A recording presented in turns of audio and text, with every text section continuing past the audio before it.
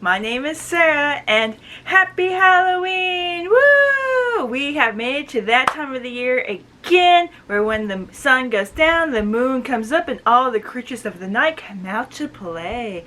Ooh! And what better way to celebrate the 31st of October than with the book review of Bridge of Souls by Victoria Schwab, third book in the Cassidy Blake series. Non-spoilers, I give this book a 4 out of 5 stars. We are once again back with our favorite cast of characters, Cassidy Blake and her best friend ghost sidekick, Jacob. And our new location for this new episode for Cassidy's Parents TV show is one of the most haunted places in America. No, not that haunted place, but second best, and it's still great. Yeah, that one. Yes, ladies and gentlemen, we are in New Orleans, people. And honestly, God, I kept thinking of this show as well every time, but I digress. Yes, we are in New Orleans. We're going around the quarter and the districts, doing our little filming. But as we know from the last book when we were leaving Paris, there's something ominous following Cassidy. Yes, the skeleton man is back and he's after Cassidy, and do we have a villain in this story? Ooh. I enjoyed coming back to this world. I loved seeing Cassidy and Jacob as well as Laura and our grumpy cat Grim. New Orleans is always a blast to revisit, and again I was getting flashbacks from a very popular TV show, and I had fun how Victoria Schwab put together the world that she's created into this historical place that really does celebrate, death and ghosts and things that are spooky. And with it now being Halloween, yeah, just fit the theme, people. Now that we have, like, say, a technical villain that we can meet up again in another book in the series, unlike, the Lady in Red, I'm like, this world is about to get a whole lot bigger. So, like, if there's another book after this, I am looking forward to it, as well as maybe a reprise of said villain. I don't know, but it also makes me think, what's our next location? Because if we're still staying in America, there's some other haunted places to go. Again, a certain place, or we can go to certain houses that are definitely haunted. I'm just saying. But yeah, that's as far as I can get into non-spoilers, people. Bridge of Souls by Victoria Schwab. 4 out of 5 stars in the third book in the Cassidy Blake series. Bye, non-spoilers! Shoo! Spoilers. As I said, we are in New Orleans, people. We are in the quarter. We are in the Crescent City, where, vampire witches and werewolves reside. And we wake up to humidity. Yes, people. Welcome to the South. The events that happened at the end of last book with the skeleton man in Paris is still weighing heavily on Cassidy. She lets Jacob know that she's still concerned about that. So while her and her fam are going to go meet the new guide for this episode in the, spooky haunted ghost adventure series, we do contact Laura. Oh, sweet, lovable Laura. And she's like, what did Jacob do? And Jacob's like, rude. But Cassidy, of course, is nervous to ask her about this question about the skeleton man. And she's like thinking, as an in-betweener, I should be able to start learning how to do things myself. So she chickens out and just starts sending pictures to Laura, asking Q&As like, is this real? Is this real? Is this real? And I love how she said, out of all of the things that are real and aren't real, she sees the voodoo stuff and she says, do not touch. So we're like, okay, note to self, don't mess with the voodoo. We go to Cafe Du Monde, lovely beignets, and we meet our guide. He is a historian named Lucas, and after meeting him, I kept thinking of him as Vincent. I am sorry, people. The originals still weigh heavily on my mind. We also meet the rest of the crew, the camera crew, Jenna and Adon. Jenna is almost like, the one that's skeptical as well. While Adon, he has all the tattoos and things as markings to ward off evil spirits. I applaud him for that. I'm just going around carrying a can of salt and shooing away odd looks. The thing I liked about this book in particular is New Orleans and how it interacted with the Veil, because through Cassidy's parents and through Lucas, we learned that, multiple things that happened in New Orleans, particularly a bunch of fires that happened while, what falls, something new comes up. So when Cassidy's going around checking out the veil, we see that there's like multiple interdimensional veils in there, meaning she gets many worlds colliding in one when she goes inside, from something that was bad happening to something that was good happening, all in one spot. In particular, one is a place that used to be a school, a bunch of schools that burned down, and she hears like the horrors and everything and smells the smoke while she sees and hears the children running around like it's normal. So that was really interesting and really creepy, like don't fall into the wrong veil. And one particular stop about this place with the school children, like, you know, woohoo, let's play. Cassie does sense something, and through her lenses on her camera, because Jacob apparently can't see this, but she sees a dark, shadowy figure that will begin following us through all of New Orleans. So I'm like, oh no, no, no, no. We go to our next stop, which is a restaurant with a seance place up above, and you know, many interesting histories, one being a gambler owner that the game didn't go in his favor, so he said toodaloo to this world. And we begin our little ghost releasing here, because Cassidy and Jacob go through the veil. They see all the multiple different phases and times that happened in this location, and we stop on the guy that did say toodaloo after losing a game and losing everything that he betted.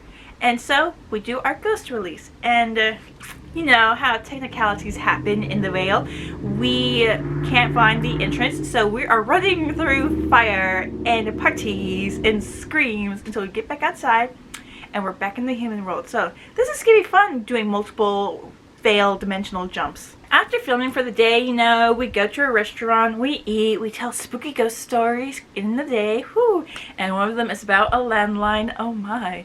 And because they are staying at a hotel with a particular history, Lucas does mention, yeah, sometimes they do seances, and since y'all said y'all sounded interested, I called the person who's in charge of that, and he can, you know, squeeze y'all in for a seance. So Mama Dearest is like, oh my god, while the father is like, okay. And Cassie's like, I'm interested, even though Laura said it's not true and not real and everything. And Jacob's like, why? I'm with Jacob on this one. Do not do seances where you are staying, because things don't go well. And again, I'm getting flashbacks not from the originals, but Penny Dreadful, which actually happens. The person that's in charge of the seance, you know, does this little thing, and on does stay outside, whoo. And we link hands, and Jacob's around, he's pointing some things out that, you know, not real, not real, not real, when, you know, the guy in charge of the seance is like, okay, close your eyes, and Cassie's like, okay, I see what Jacob's pointing out. So they see the hoax that's about to happen,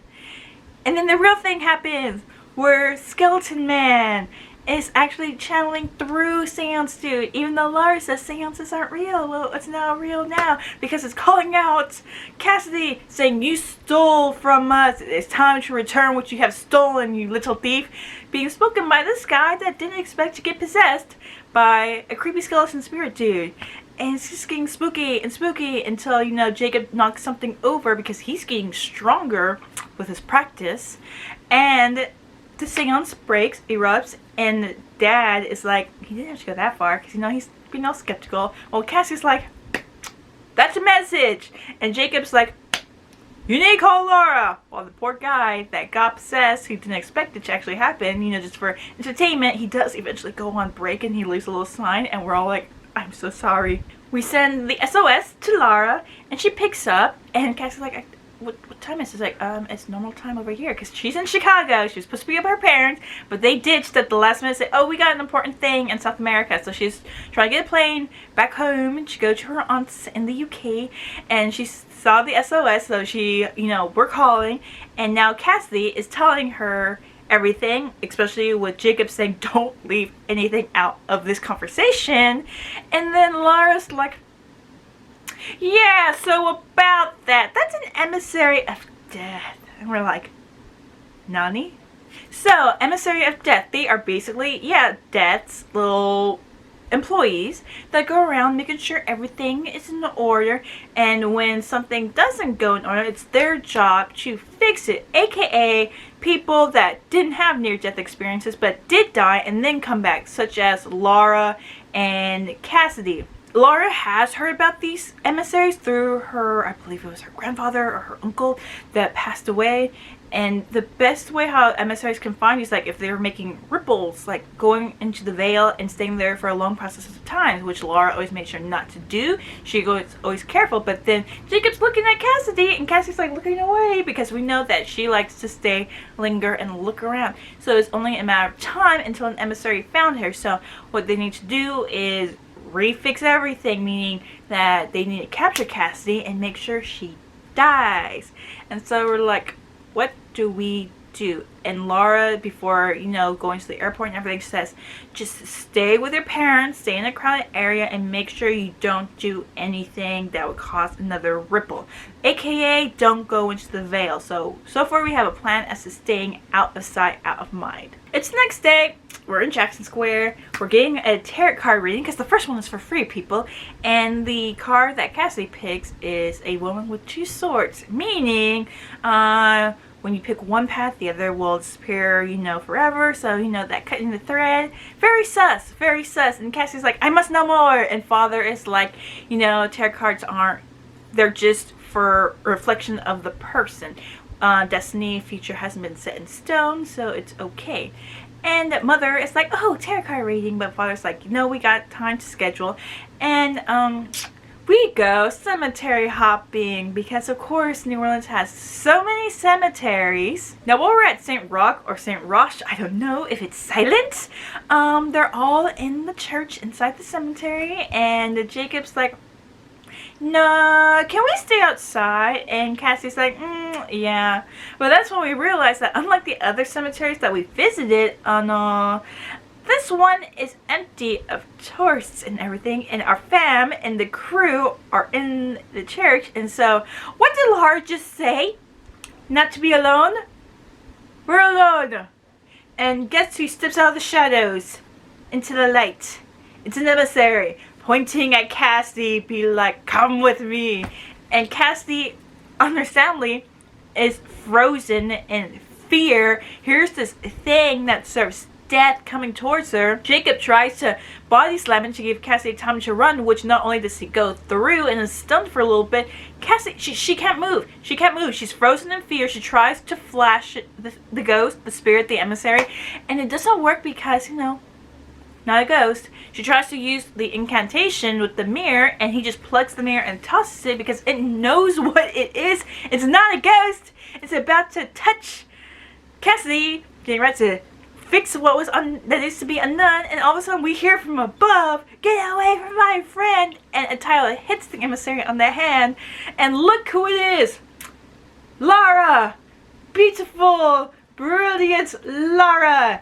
That knocks over a tomb on the emissary, and we run into a funeral parade, and that confuses the emissary because it just poofs into smoke, and we're all catching our breath, and then we look at Laura like, what are you doing here? And she's like, Cassidy, I know my parents' credit card numbers. I know how to get a layover to another location. Besides, I wanted to visit New Orleans to find the Society of the Black Cat, the people that gave us the items that we needed for our last mission in Paris, and convince them I could be a wonderful member, even though they have an age minimum. So yeah, I'm here. Nice to see you again. And we hug and everything. I was like, beautiful Laura, thank you for saving our butts. We explained to Mother and Father and the crew that yes, Laura is here to visit another aunt that's in New Orleans. And so we break away from the group and we're like thinking, okay, where can we find a society that doesn't want to be found but could be found by members? So we're like, let's try the Veil. It's like, okay, as long as we don't stay there for that very long and the emissary doesn't find us. So we're walking around through, you know, Jackson Square, in the Veil and everything, and all interluding with the other paths and stuff. And you can, Victoria Schwab, you cannot tease me. I repeat, you cannot tease me when you do this, because they're walking around and they see a dude leaning across on a tree, just chilling, minding his own business, with a hatchet just resting on his shoulder, and we're all looking, and the light bulb goes off, and we're like, the X-Men of New Orleans. But Jacob's like, nope, moving on, no see, let's keep going. I was like, please, Jacob, I have so many answers. You cannot tease me when we see the X-Men of New Orleans and just go off in a different direction. No, I have questions. I really do have questions. We do make our way to a store called the Thread and Bone, which we had passed by during like the first day of our trip in New Orleans. And Jacob, like, you know, sneezed and stuff, and that was like a warning. Well, he touches the door because it didn't look real in this world, meaning it was just something, but it reflected him. It sent him back. It rejected him. And like, oh, okay, so this is possibly the place. So we go back into the real world. We run around in the store into the back until Laura's like, yes, this is the same S on her card for society. And the woman's like, y'all aren't supposed to be back there. And Laura is like, I am here for the Society of the Black Cat People. And they're like, okay, two in-betweeners and the ghost. And Jacob's like, you can see me. And she's like, yes, and don't mess with the cat because the cat can see you too. So we find the Society of the Black Cat. We meet the Presidente, Renee. We meet the Master of the Wards and Charms, Michael. And the woman that's in charge of the front desk, who is so out of this world, almost like Luna Lovegood, as Cassie would describe, is Philippa. And we have a cat with amethyst eyes that just stares at Jacob, be like, I see you.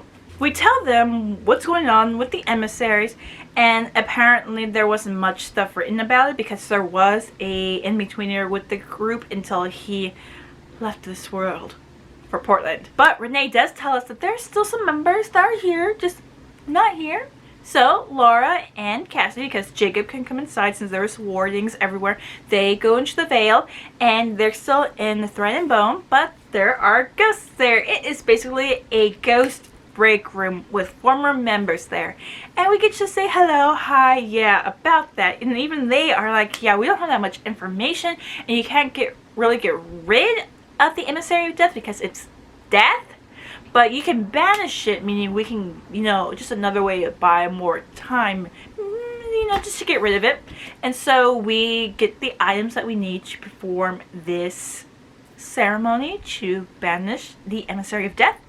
And when Laura and Cassidy returned, they were told that the historian of the society was out for the moment, but when they get back, he's there, and it's Lucas! Yay! And Cassie's like, what? But you said you didn't believe in ghosts and all, so he's like, I said that I prefer to focus on the history of things, but, you know, growing up in New Orleans, there are just some things you can't deny. So we have Lucas on our team, and he's brought to speed about this stuff as well. So he's like, okay, I'll just keep an eye out, you know, be there if you need my assistance. We go back to the hotel, and of course the out of business for the seance. Oops. We bring Laura to the family, and she's like, yeah, my aunt said that I can spend the night with Cassidy and everything.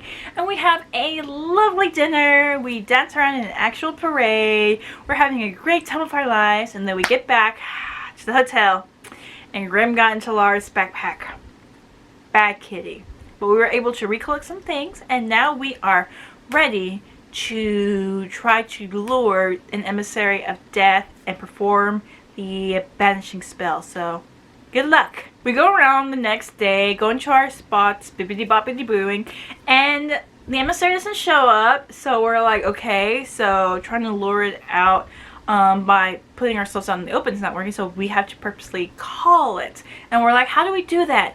And so Cassie leads us back to the restaurant with the seance room. They get everything set up, and like, okay, we can't go back because we can't really reuse these things now.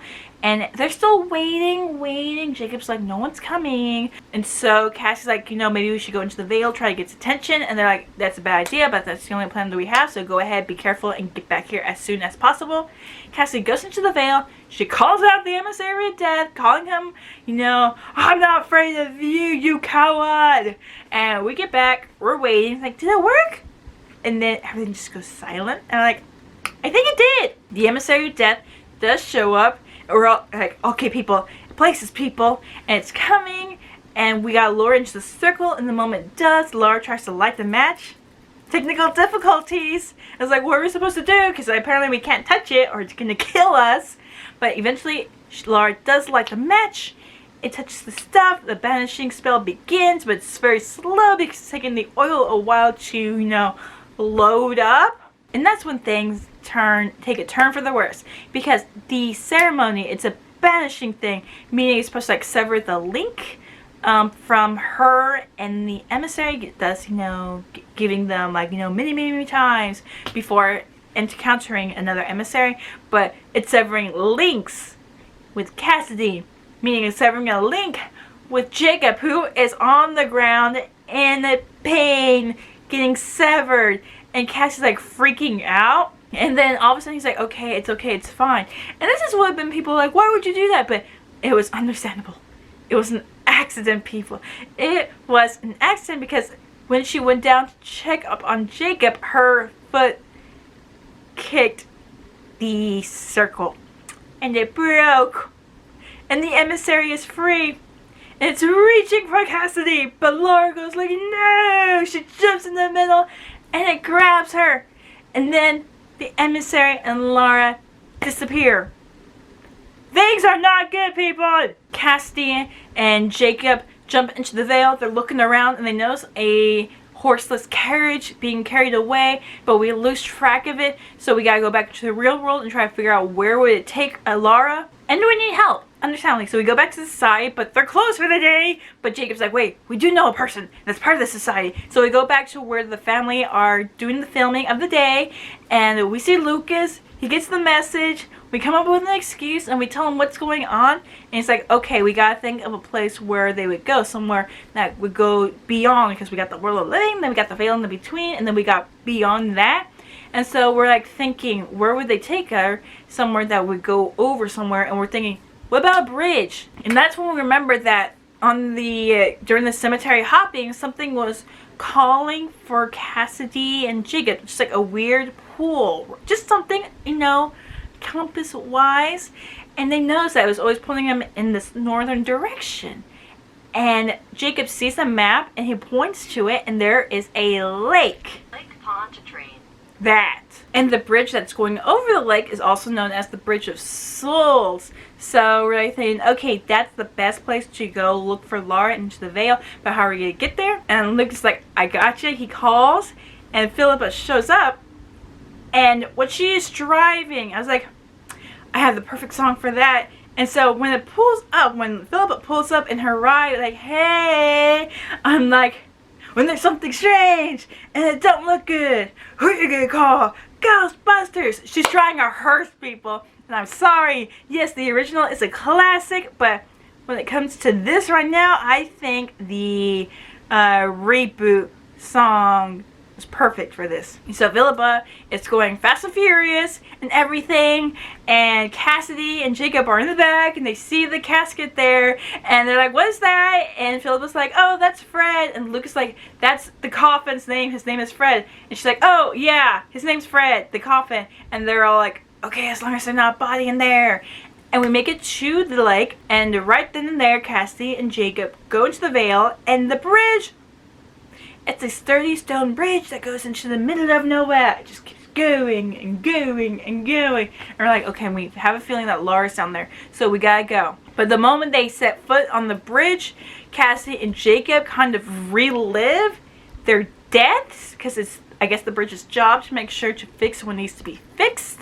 And so Cassidy falls back into the river, and she thinks it's happening right now, but because Philippa gave her a red string to remind her what's real and what's not real, she remembers, okay, this already happened, but this is also the same river where Jacob died. So she sees Jacob down below reliving his death, and she manages to save him, and they're brought back to the bridge itself. It's like, haha, mind games, genjutsu, I know your secrets. And we see Laura walking along the bridge, and it's like one of those things where you feel like you're close, but you're not really close. So they try to make it to Laura before she finds her way to the end of the bridge. And when we get to her, we see her reliving her death, which was like, she was really, really sick. I believe it was like scarlet fever that they called it, and she's there on the bed. But then there's Cassie reminding her, like, you're Laura, you're the smartest person I ever know, and you are my best friend, and we couldn't do anything without you, and Jacob's here as well. And she's like, ugh, that ghost. And so Laura wakes up from her dream. We're like, oh my god, we're cool, we're safe, everything. And Jacob's like, we gotta go, because he doesn't look happy, because there's the emissary of death, and he is all in his skeletal glory, and he is definitely not happy that people are messing up his work schedule. We used the last remaining ingredients that we used for the banishing, and we tried to, at least make a line to keep it away, but not much of the ingredients were there, so it doesn't work very well, and the emissary is coming. Jacob, because we're in the veil, he actually tries to body slam it, but it catches, and it starts absorbing Jacob. I'm like, oh my god, this is a kid's book, right? So Cassidy, on the fly, bobs it with her camera, which takes heavy damage. The emissary does drop Jacob, but then a hand chest grabs Cassidy, and it has a ribbon, and all it has to do is pull. But then we begin what I like to call hot potato me first game, because the best way to get rid of distract an emissary is make it confused, which is perfect for New Orleans. A mix between life and death, so it loses its way sometimes. Well, why not play those mind tricks with, hey, I was the one that died first, you need to get me. And it's like, okay, I will get you. But Cassie's like, no, it was me that died first, you need to get me. It's like, oh, I'll get you. Hey, I was here first, so I want to go now. Like, okay, I'll get you. No, you're after me this whole time, so apparently I have high priority. And it's like, I don't know what to do. And that's the moment that Jacob needs to, again, successfully body slam the emissary and knock it over the bridge. But he had too much momentum, so he's going over the bridge. But Cassidy throws the camera strap and Jacob catches it. And Laura holds onto Cassidy as we hoist Jacob back up. And we're all like, I need a beignet. We leave the bridge after a moment of panic because we notice that Jacob's a little bit more translucent more than he normally is, and we think that he can't make it through the veil, but he does. But it's like, oh, so after you got struck by the emissary, getting absorbed, you were knocked down back to beginner's level of ghost training, meaning all the times he could touch and move things, like he finally had gotten his experience points were, he's back down to 1. So he's back to being a beginner's level ghost. So he's like, that's not fair. And we end our trip in New Orleans back at Cafe Du Monde. Everyone's saying goodbye to the crew. Lucas giving Cassidy a card for them to call. Laura now becoming an official member of the Society of the Black Cat, even though there's the age restriction. She's like, yeah, they knew my worth. And Cassidy was like, hey, do you want to go get a serial killer? And this tease, I hate it, but applaud for Jacob, because we end the book with Jacob saying, hey, maybe I should be helpful while we're in the veil now. Cassidy can use her mirror thing, which Lucas gives her new mirror for, and I could be the one pulling the ribbons. So he does his very first ghost release on the Axemen of New Orleans. And we say goodbye. Laura's going back on the plane to go to her real aunts, even though Philippa is pretending to be the fake aunt here. And we end our trip in New Orleans and shall hopefully begin anew in a different location. I wonder where! And that's the end of spoilers. Now, like I said, it feels like now we have an actual baddie villain that can return, which is the Emissary of Death, because Laura does point out that's just one. There could be multiples, and if we cause another ripple in the veil or something, they will come snooping around. So it's like, I have a feeling we might be seeing more Emissaries of Death if we continue on with the series. I'm sorry, Jacob, that you got knocked down to beginner's level. I'm sorry that your card got corrupted and we gotta start at the very beginning of this adventure, but you can get there. We have new members to call upon for help, aka the Society of Black Cats. So we have more allies in this world. And I just wonder what kind of new, wonderful, dangerous places that Cassie will find herself in, making this adventure continue onwards. So, yeah, I enjoyed this book very, very much. It was a great return to the world of Cassie Blake and the shenanigans of Jacob, as well as the all-powerful Laura. we have a small taste of the spooky ghost worlds that were going on in New Orleans, which again, I really like the advancement on the veil, meaning that we go to other places that are similar to New Orleans in historical situations. We might have interdimensional time loop warp things going on in the veil, which means that will be really cool to visit, and maybe there might be more advancements as well. And yeah, it just makes me think, we go to a new place, there's going to be more historical things that can add into the lore of this world, and I'm just looking forward to it. But yeah, it was fun visiting New Orleans. I had fun. Good to see y'all again. Cassidy, Jacob, good luck on your ghost training, and hi Laura, have fun wherever you're going until you gotta come back and bail Cassidy out. Woo! And yeah, again, this was just a fun read for Halloween, the spooky time of the year. And I can't wait to see what other troubles our team gets into. So, yeah. Bridge of Souls by Victoria Schwab. 4 out of 5 stars and book 3 in the Cassidy Blake series. My name is Sarah, and bye!